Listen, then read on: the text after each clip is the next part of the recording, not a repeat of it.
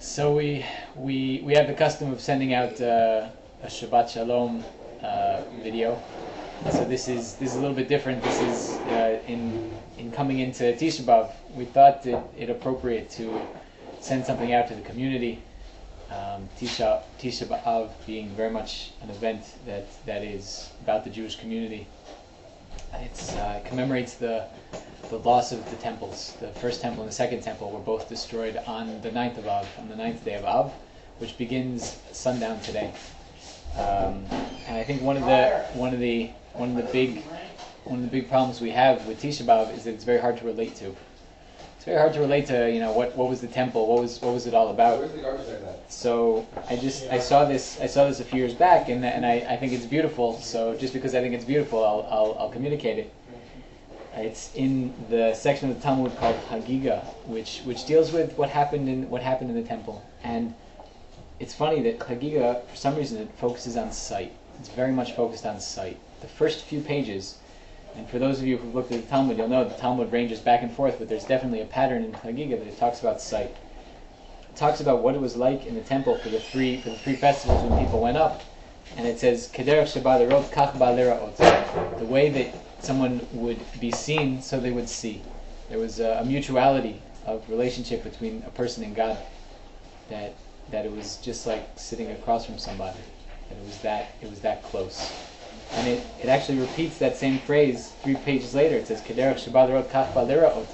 And then immediately it says that whenever, let's see, it says whenever I believe Rav Huna would come to that passage, he would cry.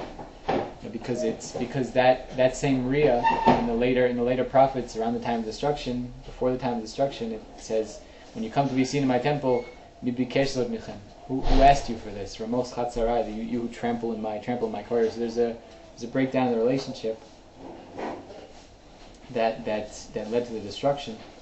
And then what happened afterwards, there's a story which would seem innocuous if it weren't for this pattern of seeing. This pattern of seeing which goes through the whole first few pages here. It says that Rebbe and Rebbe Chia went to a particular town and they asked, "Hey, is there a student of the rabbis here? Is there an old wise man here that we can visit while we're in town, that we can go and say hello to him?" They say, "Yeah, there is, but he's blind." And they say, "Okay, so we'll go." Rebbe Chia says, "Rebbe, is it fitting with your honor to go?" And he says, "Yeah, I'll go."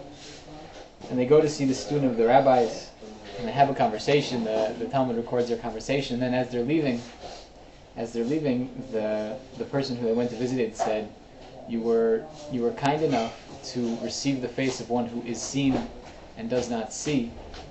You should be blessed to receive the face of him who sees and is not seen." So, I think that's the paradigm for the world we're in now. The way the Talmud puts it is basically equated with that level of relationship where there's a real lack of mutuality, where there's more absence than presence. And I think that sitting with that absence and knowing that absence is really the first step towards again knowing that presence.